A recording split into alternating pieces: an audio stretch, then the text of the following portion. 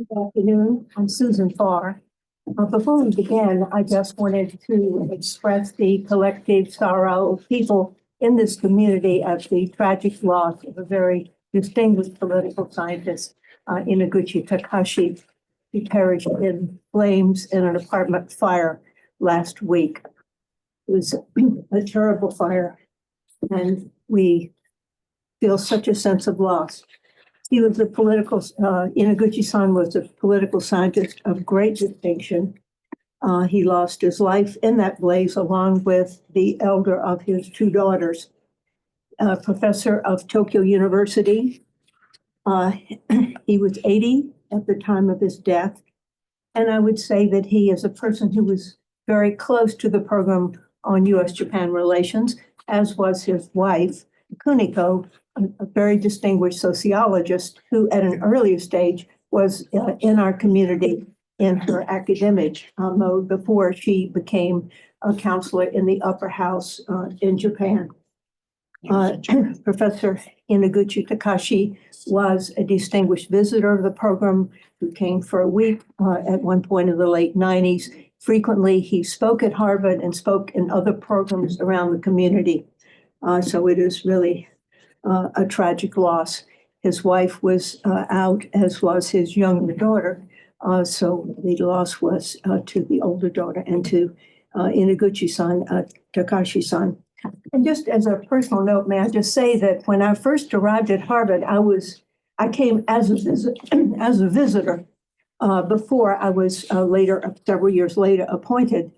And the Inaguchis were visitors as well, and they arrived here as Weatherhead Center Fellows, then called the CFA.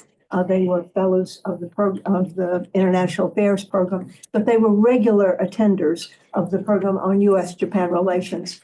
And when I first arrived at Harvard, they had already come first. So ironically, it was they who welcomed me to Harvard rather than the other way around. So it is a very great loss.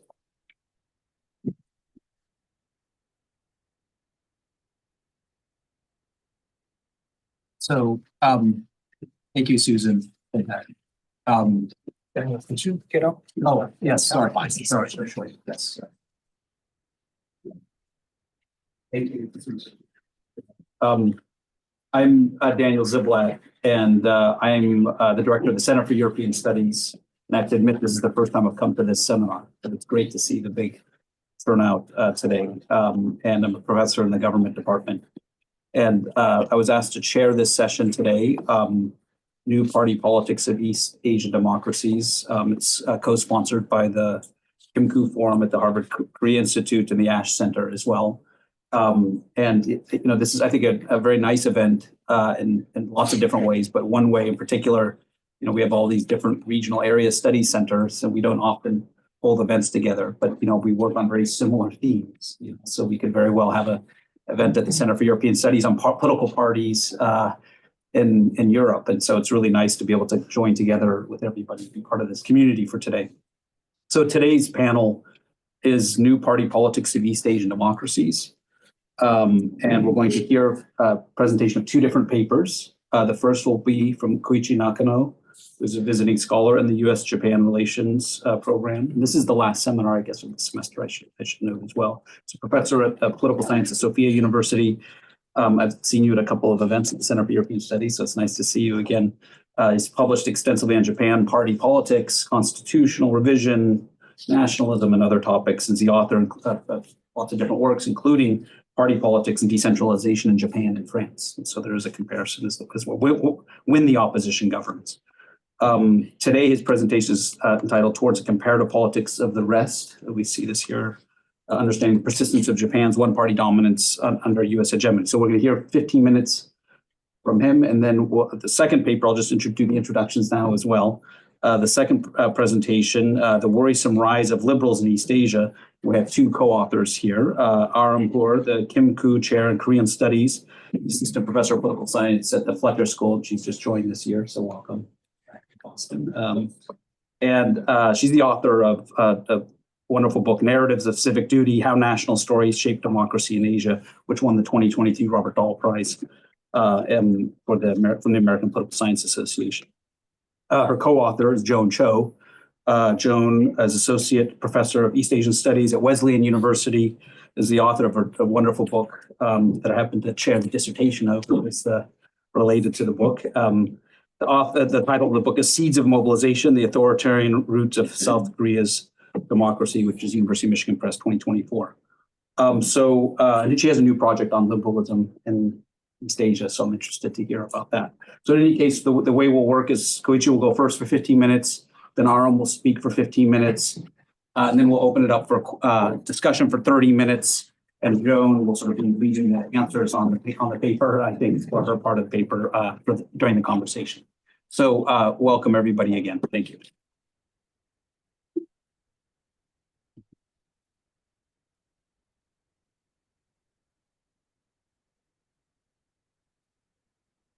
Thank you, everybody. So my name is Koichi Nakano. Before I begin, I also would like to join in expressing my condolences for the really tragic death of Professor Takashi Noguchi. He was a Japanese political scientist of our generation. He was really the model of internationally active social scientist. And of course, my wife and I, both working at Sophia University in Tokyo, we know his spouse, Professor Kuniko Inoguchi, personally quite well as well. And it's an unimaginable sorrow to think what she's going through right now. So my deepest condolences for them.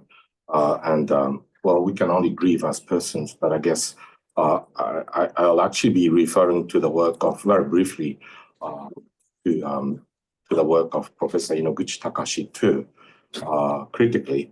And I guess, what we can do as scholars to try to learn from their knowledge and move forward, possibly overcoming their limitations. And without any doubt, posterity will be overcoming our own limitations as well. And I feel like I have two very brilliant rising stars after me who are going to already overcome my shortcomings. So, but I'll try to contain my talk within 15 minutes. Actually a book project that I started to work on while here. So it's quite a lot, and it's quite provocative, I think. And actually, it's critically referring to, very briefly, competitive authoritarianism as well. So I hope we can have interesting discussions today.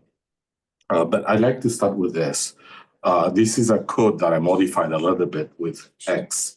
I hope you can read it. A provocative draft report prepared for the Central Intelligence Agency, the CIA, by outside business leaders and country X specialists concluded that X lacks a sense of global responsibility and is undemocratic and amoral. It warned that X disinformation and manipulation were a threat to the United States. It's not China. It's Japan, back in 1992. And it is a quote from a paper that Richard Samuels at MIT wrote decades ago. And this is where we were back at the time. And this is what the anxiety of US hegemonic decline can do to the US. And we are, I think, on the verge of it, or we are in the midst of it right now as well. And this is something that I want to talk about. So plan of the book. So I'm not going to talk about all of it, particularly because of the time constraints and because of the focus of this panel. I'm not going to talk about my own sort of view about hegemony. It's a big topic, and I'll be referring to Hobbes, Locke, and Rousseau to elaborate my own thinking about this, but this has to be for another occasion. I'm centrally going to focus on Japan with some reference to South Korea and Taiwan. So first, West or Rest, Comparative Politics and the Issue of Japan. This is another quote from around the same time, actually, 1993, by Samuel Huntington. The obstacles to non-Western countries joining the West vary considerably. They are least for Latin American and East European countries. They are greater for the Orthodox countries of the former Soviet Union. They are still greater for Muslim, Confucian, Hindu, and Buddhist societies. Japan has established a unique position for itself as an associate member of the West. It is in the West in some respects, but clearly not of the West in important dimensions. Wow, don't you think? People got away with this. 1993. This is from the Foreign Affairs article of the Clash of Civilizations. And I was like, oh, this is not racist at all. This is not Trumpian at all. But this is the renowned Harvard professor Samuel Huntington writing this in 1993. Of course, in quite a different context from today, Japan was seen as an emergent threat to the United States, its hegemony over the economy, of course. I guess it's sort of seen as something that could flip towards the non-West, the rest, or it could become a loyal member of the West. And that was the attitude. But as I was reading it, and this was not Samuel Huntington's intention, but as I was reading this reminded me of comparative politics and the issue of Japan, because Japan is in the West, but not of the West. And it's always this odd, it has this odd status. Japan scholars have mostly been theory takers and rather than theory makers. And, I'm not in a position to say that this is particularly a shortcoming that I'm sort of free from. I have certainly learned from lots of theories that were originated by area experts who are not focusing on Japan. And in fact, I used to be a Europeanist decades ago because of that personal background. But in political economy, in the theories of democracy and democratization, political parties, literature, most of the time they originate from the West, obviously, from Europe in particular. Developmental state model is probably an exception to that rule in the sense that it was sort of came up with Chalmers Johnson. And it started with the Japanese case, and it was applied to, of course, South Korea, Taiwan, and other East Asian societies, and even beyond. So it's probably the only sort of theoretical contribution that was made in a significant way, I would argue, by a Japan expert. But this was really placing an emphasis on illiberal and undemocratic, in other words, non-Western traits of the Japanese political economic system, its own capitalist. And of course, Johnson also became known as a revisionist critic back in the 1990s of the Japanese mode of economic development and just closed market and all that sort of thing. And in fact, in many ways, in response to that, Japan scholars, including Professor Inoguchi, I listed only some of them here. These are well-known scholars in Japan working on Japan, but also some American political scientists working on Japan too, created this kind of literature called Japanese-style pluralism, Nihongata Takenshugiron. And this was quite a lively debate at the time, emphasizing that Japan is a pluralist society.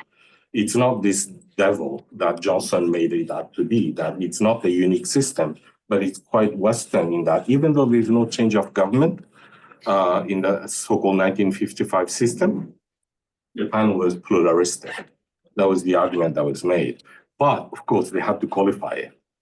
And qualifying a noun in itself is not particularly bad, but Giovanni Saltori scolded us years ago in 1970, I think it was APS article, or Comparative Politics, I forgot, but that conceptual stretching, when you add an adjective, not to qualify really a noun, but to expand the noun.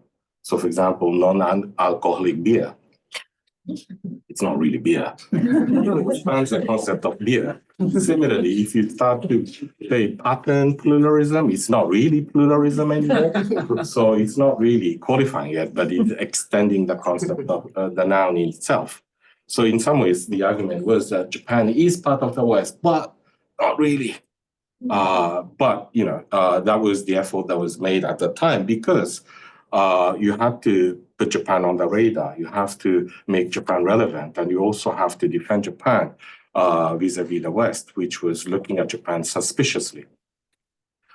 In Saltori's own work, actually, though, he does include Japan among what he would probably call a pluralist party system. And again, this is a very old work, but nevertheless quite seminal in its own time. And what was kind of curious to me was that, these East Asian societies are divided in completely different categories. And particularly Japan gets an honorable mention as a predominant party system, but firmly placed in a competitive party system. This is already 1976, so it's already more than 21 years after LDP was founded and was in power consecutively. So Japan already have a very long one-party dominance, and this would continue on until 1993. Right? And so, but nevertheless, it was argued that Japan was a predominant party system, which was to be distinguished from hegemonic party system and one-party system as well. And I was only 6 years old at the time, so I didn't know of this book. But even when I became an adult and I was at grad school, I had no idea of, other than political economy, it wouldn't have occurred to me to compare Japan with South Korea. I was a Europeanist party because of that reason as well, that Japan seemed much more comparable to France, to Britain. And of course, Americans would often look at Japan as very unique or different, when America is probably more unique and different. And so that was the only way to survive and to make a career out of American sort of led political science. But, from today's perspective, it looks a little bit odd that, in fact, in spite of the shared history of, Japan colonizing these societies, how are they so treated differently back at the time? So let's take a look at Japan as a Western country. This is a made-up word, of course, and put political backwardness, as it were, in historical perspective. And I have a couple of quotes again from the same time period, but from a very different source. This is a work of historian Andy Gordon at Harvard. His edited volume, Post-War Japan as History. There are two interesting chapters, among many other interesting chapters, one by John Dower and another one by Bruce Cummings. And there, John Dower points out the fact that the Japan's seclusion was interrupted by the Western nations in 1853. Domestic and international politics have been interwoven for the Japanese. And he goes on to talk about the 1955 party system and how much that is interwoven with the Cold War East Asian system that existed back at the time. And in a similar vein, coming from a critical angle, Bruce Cummings also underlined in his chapter about Japan's place in East Asia in the post-war period, that America was there and designed distinct outer limits on Japan's behavior. In other words, it had a hegemonic presence over East Asia, including Japan. So post-war settlement of the Empire of Japan, according to John Dower, San Francisco system, which is the international system that ended the Second World War in East Asia with the Japanese surrender and the peace with half of the Allied powers, excluding the Soviet side, and the 1955 system, which became the domestic system. And here you can see, and in the interest of time, I'm not going to read it, but LDP one-party rule was pitted against the JSP, Japan Socialist Party-led opposition. And in its former colonies, the Republic of Korea, of course, became under military rule, military dictatorship, and the DPRK, North Korea, was a communist dictatorship. And so the line was drawn there. In China, the ROC, the Kuomintang government, occupied Taiwan, and the PRC in Beijing was the now legitimate government, later to be recognized by the West as well. And so, in other words, taking a look at this, you can see that in the post-war period, the division line that was drawn to Japan's former colonies, Japan escaped that tragic fate, but instead it had a divided party system where you had a perpetual governing party that was irreplaceable during the time of the Cold War, as long as Cold War lasted. Thinking of the geopolitical tension in the Cold War era, it was probably quite unrealistic to expect that Japan would be able to have a change of government in spite of its formal democratic institutions. And this is what I mean by that, because I'm sure some of you are very skeptical of what I just said. But entrenchment of the LDP one-party dominance would not have been possible without US hegemony in the region and vice versa. The LDP was needed by the US to continue to govern Japan, and the LDP had US backing in order to establish its one-party rule in the early post-war decades. There is no question about that. The LDP was founded as a confederation of warring conservative factions in order to prevent the Socialist Party from ever coming back to power after its brief stint in 1948. The Cold War reality really turns for the worse from around 1948, 1949. As you know, there's a civil war of China, which comes to an end, communist takeover of Beijing government. And of course, the Korean War starts in 1950. So you get the idea. US covert operations and funding of LDP until the late 1960s. This is not science fiction writing. This is all in the American archives. It's been reported in various news sources by the New York Times, by the Washington Post, by AP, what have you, by the Japanese papers as well, even though people don't talk about it that much. And of course, America was engaged in similar undercover operations in Cold War Europe as well. And so it's not surprising that America was doing that when it was fighting the communists in China and in the Korean Peninsula. US funding of the Democratic Socialist Party, right at the time when the US was trying to get Japan to ratify under Kishi, Abe's grandfather, the Security Treaty, during that controversy in order to weaken the Socialist Party. Its right wing was funded by the CIA. And that's the only reason why they could even split the party back at the time. That, again, that is documented in the US archive. And it's been known for over 20 years now. JSP remained a partially Marxist pacifist party. It advocated unarmed neutralism. It wasn't particularly friendly with the Soviets, so it's not like they wanted to turn Japan communist. They were fighting against the JCP, Japan Communist Party as well. But from the conservatives' perspective, they were too close to communists even then. So they never really had this Gettysburg Program moment in the Japanese case. US gained hegemony in the Pacific in the Far East after World War II, but lost China in 1949 and Korean War, 1950 to 1953, and Vietnam, of course, making Japan crucial for its own geopolitical strategy at the time. JSP failed to get power, but helped Japan avoiding getting entangled in US wars. It never was able to modernize or to revamp its policy program so that it would become acceptable to the United States. So it was never able to win the election, but it helped Japan to get off the hook. It didn't have to send troops to Vietnam, for example, which Japan's former colony, Korea, was consigned to do. Exactly around the time when Japan also signed a basic treaty with Korea. So it's rather different from the US gave Japan peace and democracy after World War II story. Domestic hegemonic power structures in East Asia look rather more comparable seen from this perspective. I need to go quickly, sorry, just to finish up. Quickly about the political backwardness in historical perspective, of course, it comes from Gershon's piece in 1962. But my point is that there is this rise of national counter-hegemonic impulse. And by counter-hegemonic, I don't mean to say anti-hegemonic necessarily. It could just be a nationalist party that is going to have the legitimacy, or supposedly the legitimacy, to deal with the international hegemon, that is the United States. So it could take a conservative turn, as it did in Korea, for example, during the military dictatorship. This is something that Aram worked on in a published article this year as well, which was a great source of inspiration for me too.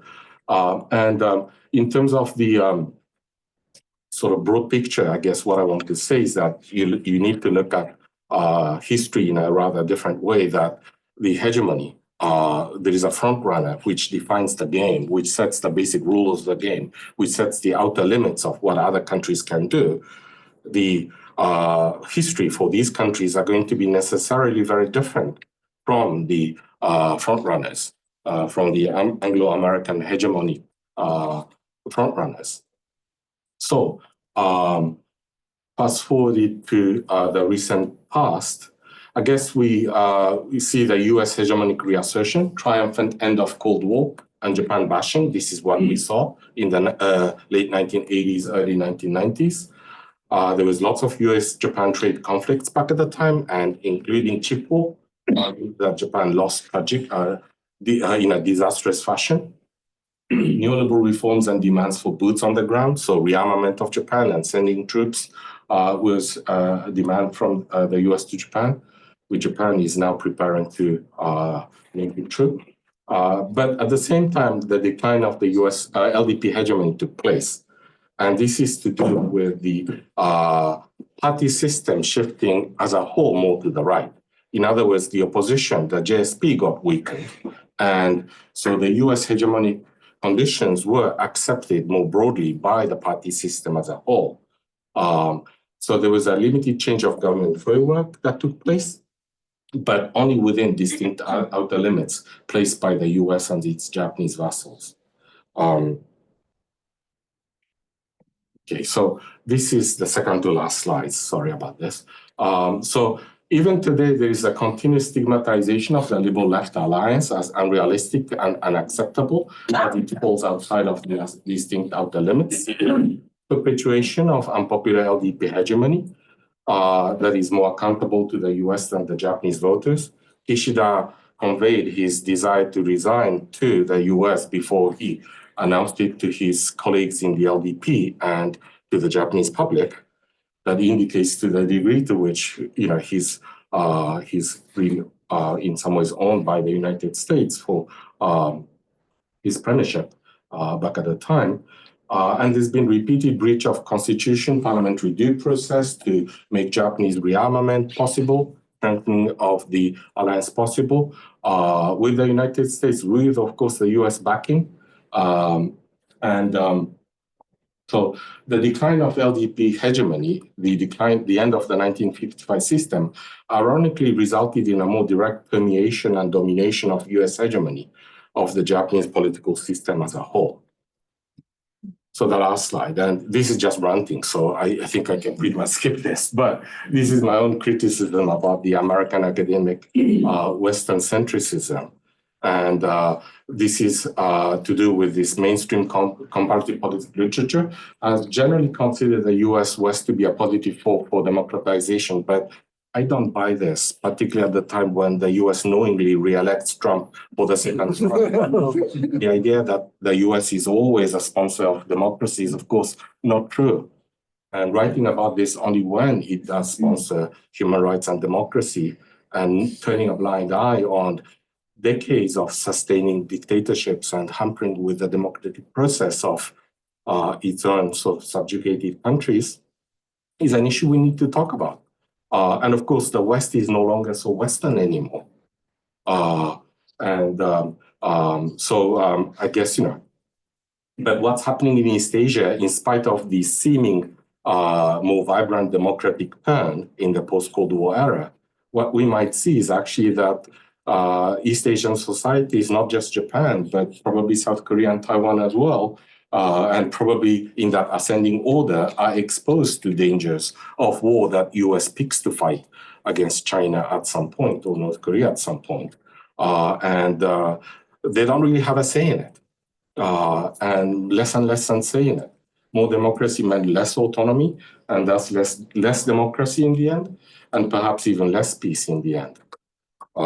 So putting all the East Asian eggs into one US basket when Trump was getting ready to grab was probably a bad idea, and I've been saying that, but of course, I'm just one of the few left-leaning critics of the LDP government. So I finish here. Thank you. I'm sorry for the...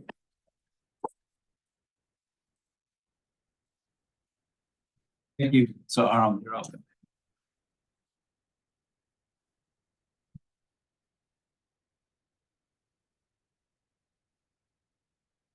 Okay. Good afternoon, everyone. Thank you so much for having both of us here to share this new-ish project with you all. So the talk today is titled The Worrisome Rise of Liberals in East Asia. So as the far right is sort of the destabilizing force in many democracies across the world, in East Asia, the left is really on an unprecedented upswing. So in Taiwan, the leftist DPP just started its unprecedented third consecutive term of the presidency since democratization. And if the plummeting approval ratings of the sitting conservative president in South Korea, Yoon Suk-yeol, are any indication, in 2027, the next South Korean presidential election, we will most likely have a liberal comeback, which means that we are heading towards a pretty rare eclipse of liberal dominance in both South Korea and Taiwan. Now, on the surface, I think people would look at this and say, well, isn't this a good thing? You know, the liberals are going to come in power. They're going to pursue more engagement, stronger defense of liberal values and minority rights. Why is this a cause for worry? Because liberals in East Asia are kind of a confusing flock. So Donald Trump was once wildly popular among South Korean liberals. And in Taiwan, it's the leftist liberal DPP party that is much more hawkish and spends a lot more on national defense. In fact, the left in East Asia often acts in the exact opposite ways of what you would expect leftist parties elsewhere to behave. And there have been various arguments about why this is, you know, overly personalistic politics, weak ideological foundations, even democratic immaturity. The story that we're going to tell today is a little bit different. So our argument goes back to the idea that actually the left and the right has distinct party foundations in East Asia. So the conventional use of the left-right as kind of shorthand for liberal versus conservative ideology based on things like positions on redistribution and minority rights is actually rooted in the class and religious conflicts that drove democratization in a handful of cases in Western Europe, right? This is the very well-known argument of industrialization producing the working class and the bourgeoisie versus the landed elites, and that being sort of the impetus for regime liberalization. And in that story, right, the emergent political parties are trying to now vie for votes. They, position themselves along issue lines that appeal to the working class, that appeal to religious minorities, right? And over time, these issue positions essentially gel into what we now today understand as liberal ideology based on issues like pro-redistribution and pro-minority rights. But the third wave democracy came in very different conditions in East Asia. East Asia's third wave, particularly South Korea and Taiwan, democratized under very strong security concerns from civil wars and the ideological shadows of the Cold War. And it wasn't class or religious conflict that drove democracy. It was nationalist conflict.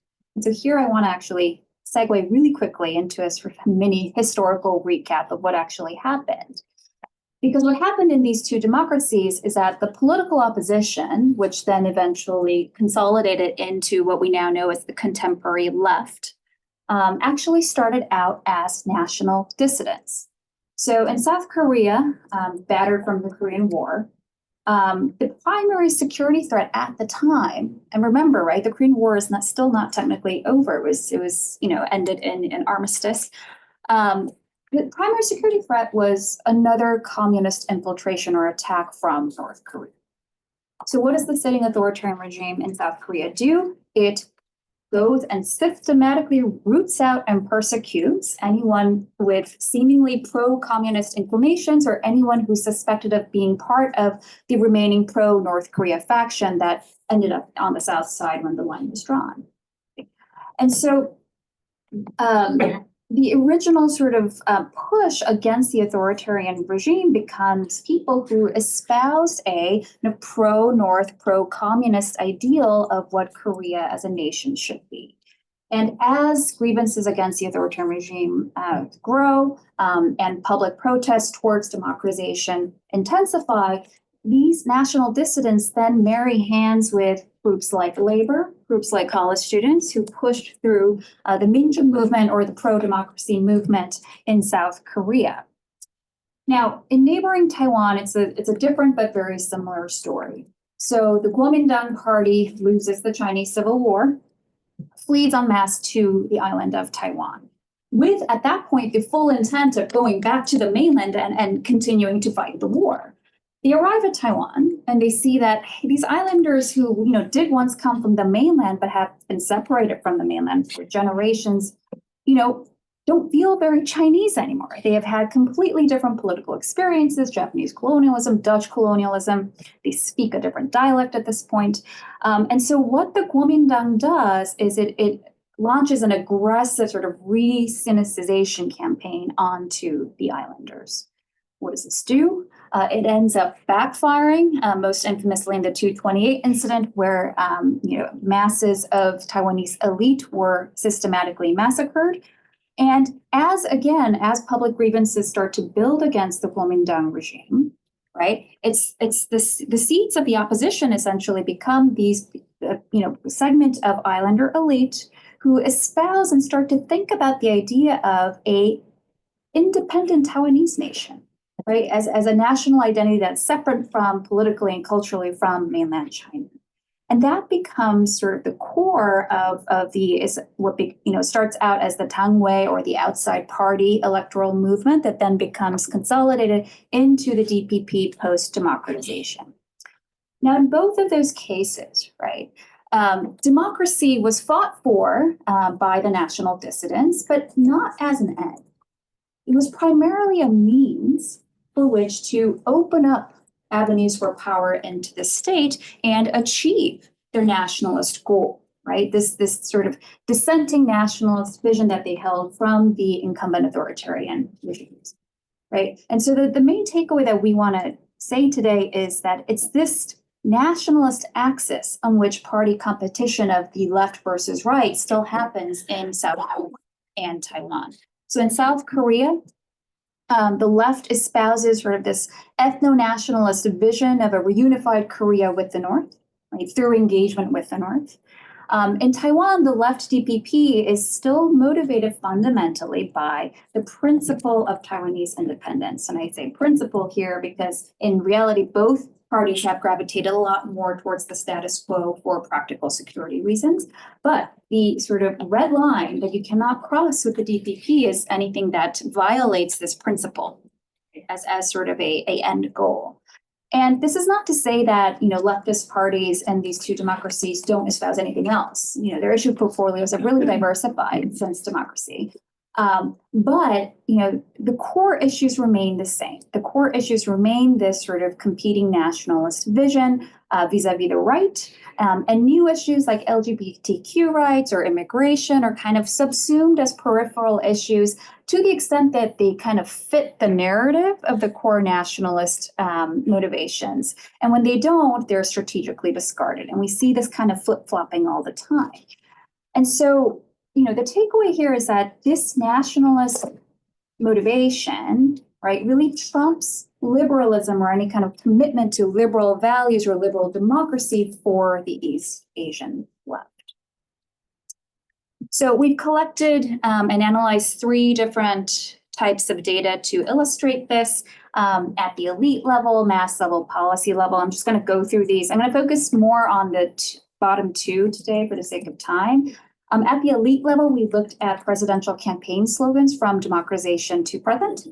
And we analyzed the content. And just to give you a quick preview of what we found there, and I'm happy to come back to this if anyone wants to ask, we find that traditionally leftist appeals, appeals to the ordinary people or the masses, and traditionally what we regard as rightist appeals of sort of economy or performance president are actually used interchangeably by the left and right in both South Korea and Taiwan, right? They just don't align on that axis. Instead, what both parties often use as their main slogan and often use the identical slogan used by the other side is this appeal to nationalist visions, sort of a new Taiwan or a new Korea or a Korea worthy of being called a country, these types of things. I'm happy to walk through this if you want to see more, but I want to move to the other two types of evidence.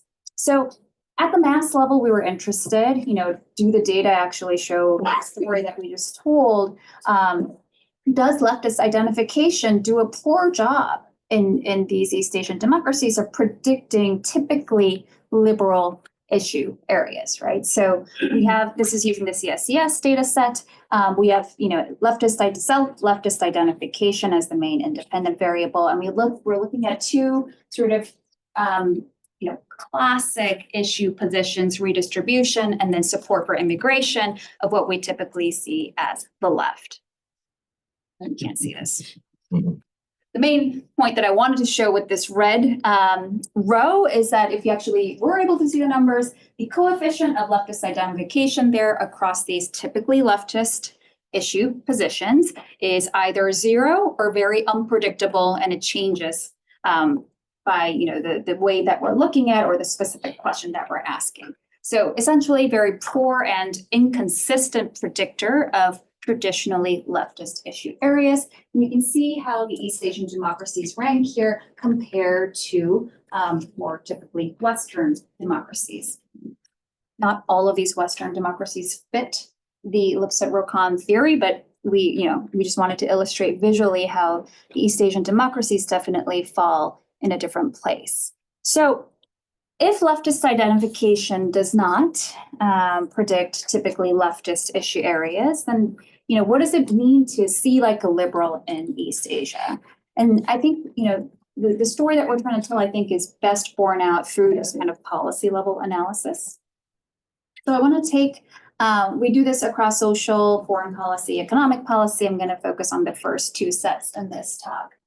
So in terms of social policy, the South Korean left is typically the most hostile towards the human rights of North Korean refugees. So let that sit for a second. Right, that is the exact opposite of what you would expect of leftist parties elsewhere, right? That they would be most hostile against human rights. But the reason why the South Korean left does this, right, and it's quite specific to North Korean refugees, is because to the North Korean regime, which it wants to pursue a pro-engagement policy with, the defectors are kind of a thorn in the side, right? And so the South Korean left actually politically admonishes this group that is sort of seen as a threat or a sort of cumbersome group for the North Korean state. Now, the Taiwanese left supports human rights in principle, and we saw this, all of the big generous show of, supporting the refugees from Hong Kong, Tsai making, statements of, like, we welcome all Hong Kong refugees. What was less covered in the news was what happened to those Hong Kong refugees. Almost, very few of them are still in Taiwan because there was a lack of actual policy follow through in giving them semi-permanent visas to stay long term, right? So the Taiwanese left seems to support human rights and liberal values in principle, but in practice, right, when push comes to shove, the priority ends up being sort of this national security vis-a-vis the PRC. In foreign policy, this is super interesting. So the South Korean left is actually the more hawkish side against countries that hold a negative place in the national imagination. So for the vision of an ethno-nationalist Korea, Japan is a country because of the colonial history that is sort of an unforgivable stain in that nationalist vision. And that is why you see sort of the reemergence of issues like comfort women and wartime labor under a leftist administration in South Korea, almost like clockwork. But at the same time, the South Korean left is actually quite dovish towards countries that hold a positive or an important place in relations with North Korea, such as China, right? So the South Korean leftist administration had a very hard time saying that COVID-19, for instance, originated from China because of these types of relations. So foreign policy looks very inconsistent on the surface, right? There's a lot of sort of flip-flopping. But actually what we're trying to say is that it's not because there's lack of ideology, it's that it operates on a different nationalist ideology. Taiwan is quite similar, right? The Taiwanese left, as I said in the opening, is the more hawkish party towards the PRC, and also spends the most on national defense. So implications, I think we have three sort of different sets of implications, and I want to kind of unpack this part a bit. So the implication for real politics is that the rise of the liberals in East Asia is not a boon, but actually a cause for worry for liberal democracy. Right? The U.S. Diplomacy-wise has pursued a much more value-based diplomacy in the Indo-Pacific. This is a shift from its sort of hub and spokes model, security-based, economy-based bilateral relations with specific countries in the Asia Pacific. And this is sort of, the long-term goal is to build kind of a democratic bulwark against China. And the rise of the left in East Asia in that landscape is not a good thing, right? The result, because each left in each of these democracies is motivated by its specific nationalist goal, despite what looks like this eclipse of liberal dominance in the region, there's actually very little shared ideology across the left parties in East Asia. So what you have is a much more atomized landscape in the region. Now, empirically, I think at minimum, this problematizes the near ubiquitous use of the left and right in cross-national analysis of party politics, and especially as we have intensifying talks about polarization, far left, far right. It's a simple point, but I think it's a very important point to drive home that these terminologies just do not mean the same thing in different regions, and there are real historical reasons for that. This is, I think, this third point is the one that I think we're grappling with the most, and I'd be most interested to hear thoughts on this. So theoretically, right, as the far right has actually been quite successful in a lot of advanced democracies, now the attention is turning towards the role of the left in being this, important counterbalance and keeping that bounded uncertainty alive under far right dominance. And, what we think the findings show on East Asia is that the ideological stance and the agility of the contemporary left to meet that challenge has as much to do with the historical origins of how the political opposition was first born as it does with contemporary issue factors like populism or particular political leadership in charge of the left in different countries. Thank you.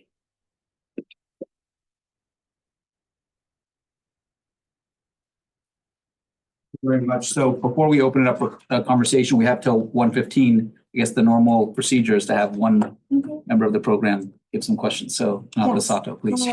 Thank you so much for the presentation and discussions. My name is Minato Sato. I'm an associate at U.S.-Japan Relations Program on the Center. So now I see that the perspective of nationalism to survive and ensure as an independent nation and political entity dealing with and competing with international situations they are now directly facing and exposed to is more helpful, perhaps, than the traditional axis of liberal left versus conservative right to comprehend the political situations in East Asia. So my question is so do you see this kind of expression of nationalism or rise of national impulse in the words from the presentation from Nakano Sensei in Japan too, perhaps against demands from the U.S. hegemony or other international situations, like in South Korea in relationship with North Korea, or in Taiwan regarding independence from the PRC. If you have some thoughts on the recent election this fall in Japan, could you share some thoughts or opinions about that? Oh, you want to give brief response? Yeah. No, thank you for the question. Well, maybe two things. One is that, yes, I think in relation to the second presentation, I think common thread is, of course, that in Japan, the kind of liberal left is positioned, I think, much more strongly in terms of being pro-constitution, which means basically pro-Article 9. So, no change to the peace clause. And in that respect, I think this is connected to some version of nationalism in the sense that national sovereignty over U.S. sort of hegemony in terms of, being told what war to fight. So in that respect, I think there is kind of latent nationalism attached to Japanese post-war pacifism. But I would also hesitate to go too far into that direction because, of course, given the colonial, and wartime, atrocities committed by the Japanese, the left, of course, is very reluctant to resort to nationalism. So pacifism is usually couched in a more kind of internationalist ideal, even though this is also about Japan being sovereign and not having to twist the constitutional stipulations according to the U.S. liking. So that's one thing. And the second point is that about the Japanese recent election, the story is actually very, very different. The liberal left didn't really increase in the votes. It just won because of the first past the post system, just like the Labour Party won in Britain, thanks to Reform UK getting votes from the Conservatives. So the public opinion has no perceptible move towards the liberal left. Thank you for the amazing question. So this might be going a little bit too macro, but I think we thought about why now, right? Why the liberal right now? And part of it is sort of a evolutionary story of look, like the conservative parties were all ASVs, authoritarian successor parties from the authoritarian era, and it just took time for the opposition to catch up. But there's also something, I think, bigger here happening that has to do with the weakening of U.S. hegemony in the region and also sort of cracks and disillusion with the liberal order and what it promised. So it's one thing for the party to become, resource-wise competitive and become a more major electoral player. It's a whole other thing for that opposition party to gain the kind of moral impetus and status that the left now has gained in South Korea and Taiwan. And in South Korea, it really had to do with the impeachment of Park Geun-hye, who was the daughter of Park Chung-hee, one of the most famous rulers during the authoritarian era that really oversaw South Korea's economic rise.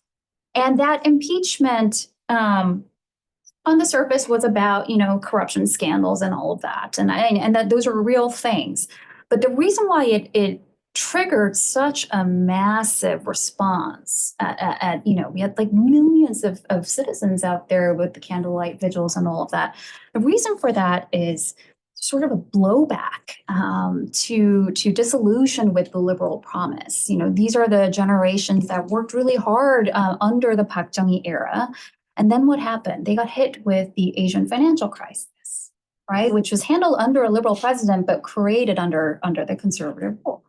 And so there is a sentiment that's not foreign to American politics of why is it that I've done all the right things to make Korea this sort of global superpower, but then I'm working so hard, but my children can't get jobs like we used to during the developmental era.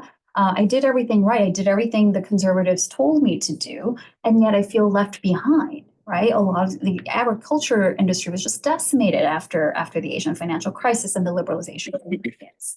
And so there's a deeper sentiment there that has given the left, when it took over after the ouster of Park Geun-hye, this moral status and real popular, I think, support in a way that we haven't really seen before. And, the Taiwan story is much more obvious, right? The liberal order crack of China's continued rise and increasing belligerence against Taiwan has given actually a very nice strategic opening for the DPP to reframe its party identity as the party of Taiwanese nationalism to party of Taiwanese democracy. Right? And so I think, I think there are those bigger international factors that also are playing out, which goes back to third wave democratization theories and sort of the underplayed role, I think, and this is what I think Koichi's presentation puts so brilliantly, of the role of the international context in which these democracies live. Say anything, or should we open it up? Well, I think Okay. the purpose of time. Okay, yeah, so we have about 20 minutes left. So what I think we'll do is, if there are questions, please raise your hand. I'll call on you. We'll try to collect a couple of questions. Let me just sort of see. Okay, yes, please. So should I introduce? Yeah, and introduce yourself too. Yes, thank you. Hello everyone, my name is Fumiya Uchikoshi. I'm Academy Scholar here at Harvard. I have a question to Aram Hur's presentation. I really like the kind of agenda, and thanks for giving us sort of opportunity to reconsider the meaning of left and right in the East Asian context.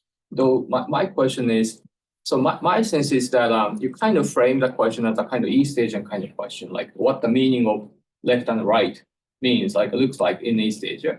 But to what extent the kind of nationalist-based meaning of left and right is also the case in other, let's say, like to borrow the Nakano sensitive term, like Western countries, like non-Western democracies. If you have any kind of familiarity with other contexts, that'd be really.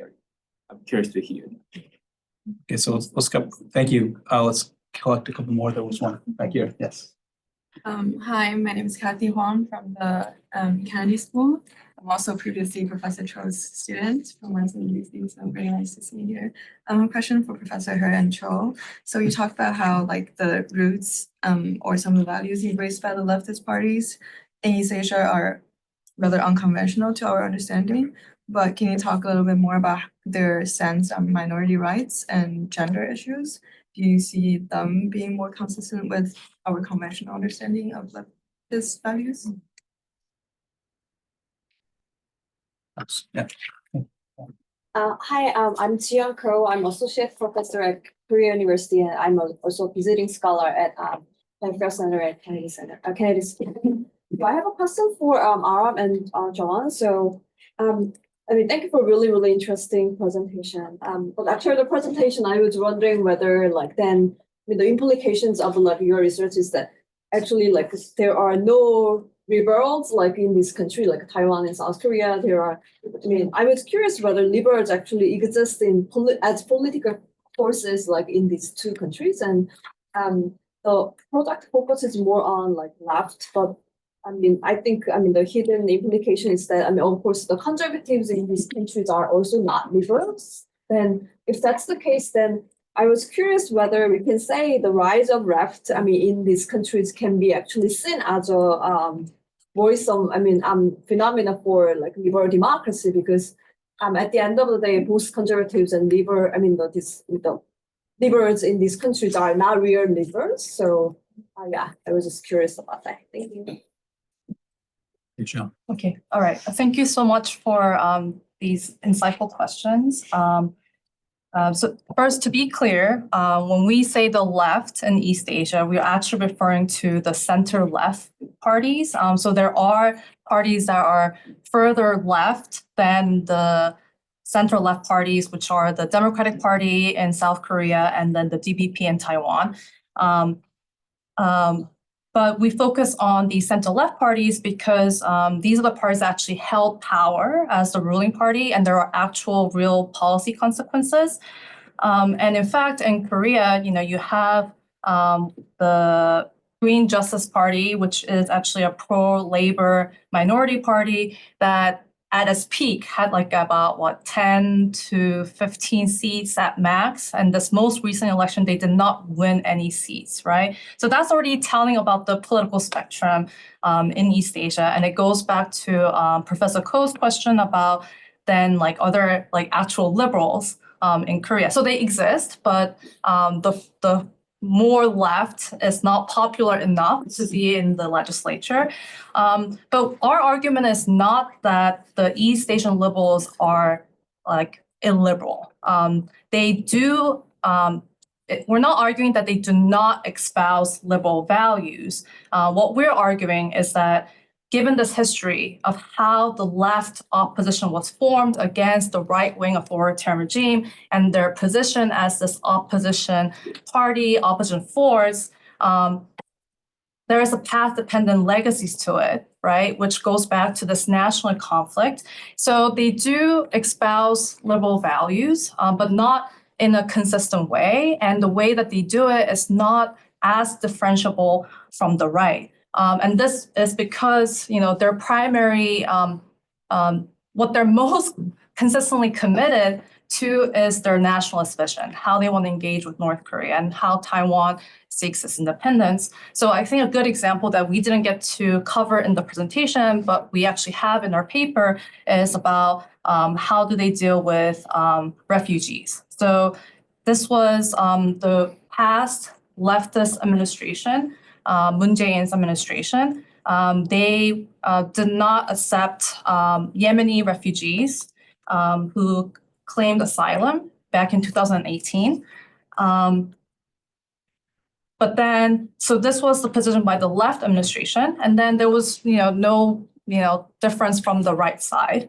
But then in just 3 years later, in 2021, you had Afghan refugees fleeing from the Taliban takeover.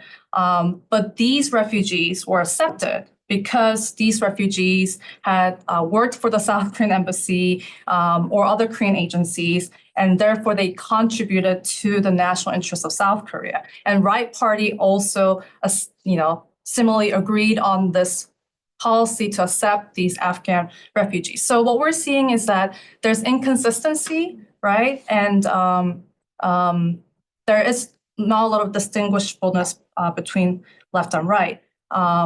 But it's not like they don't take liberal stances, right? So I think what we're trying to show is that they're not illiberal. They do espouse liberal values, but not consistently and in ways in which they match up to the left elsewhere.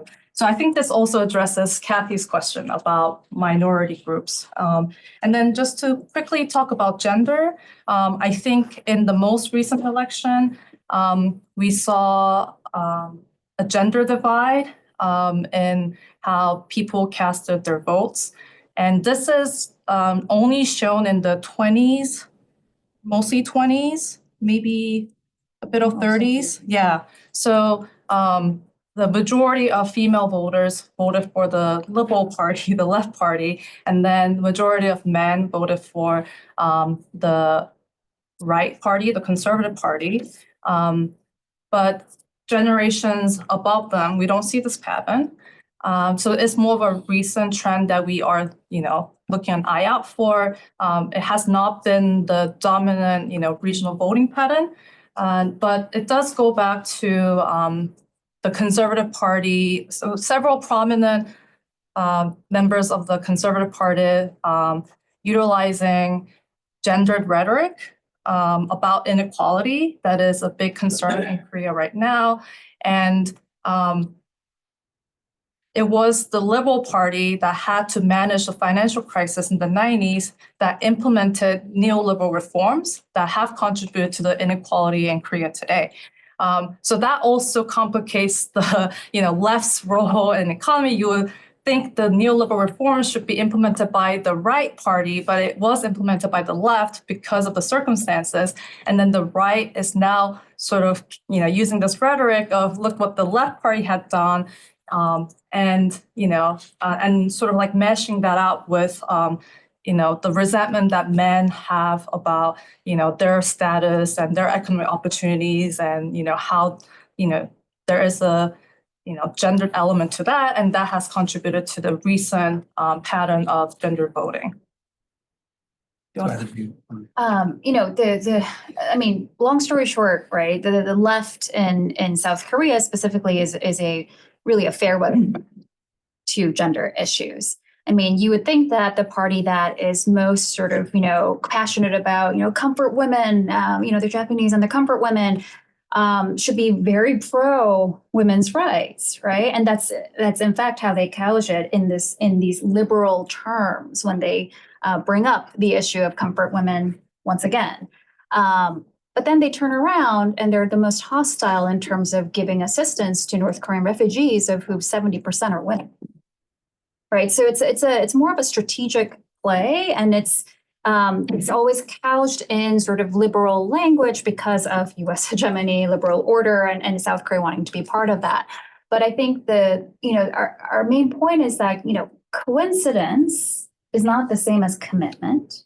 And it would be a big mistake to take strategic espousement of liberal platforms or values, even in political rhetoric, and to confuse that with genuine intent to then pursue or defend liberal democracy. Not to say that there are not true defenders of liberal democracy in South Korea. So when I told the story, this small historical snippet, right, there are real people from labor, from the college students who were part of the Minju movement who really did believe in this liberal democratic ideal. But a big core of that leftist group that we see today included this remaining pro-North Korea national dissident faction. And that still remains sort of the core ideology of the parties today. I think so we want to be careful here. We're not saying that the left is some illiberal force, but we're also saying that they're not as liberal as they might seem on the surface. And that becomes very evident when you look at the history of how they were born. Yeah. Three quick questions for Aram Joe. Apologies that they're a little on the annoyingly grumpy side. First of all, how can we be certain that there's a rise of the left in East Asia, in Taiwan and South Korea? I mean, these are basically still two-party systems, and we've seen basic turnover in the 21st century. It's true the DPP won 3 close elections in a row, but in effect, we've seen turnover, especially in South Korea. So you take a snapshot, and you're right, the opposition is likely to win the next election in South Korea, but you take a snapshot and the left's in power, but I'm not sure I see a strong trend to the left. That seems a little overstated.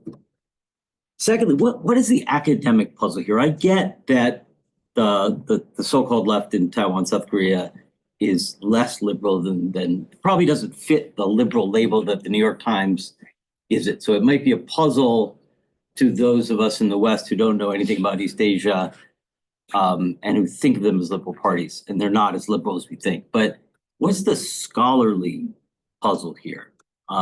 Is there any reason to expect that the left in South Korea and Taiwan would be liberal? I mean, there's a long history of lefts in other parts of the world, including Latin America, where the left is very liberal. That's I don't see anything particularly academically surprising.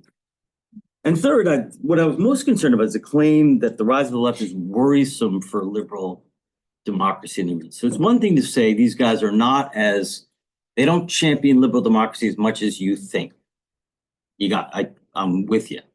But in what sense are they a worry for liberal democracy? It seems to me that the rise of a robust opposition, which allows for continued turnover in both South Korea and Taiwan, is a very positive thing for liberal democracy, whether these guys are committed to liberalism and no matter how they treat North Korean refugees. Okay. Or maybe, it looked like there was one last question, if I could just get it thrown in as well. Sorry. Yeah. My name is Shashwat, and I'm a visiting fellow at the Harvard Institute.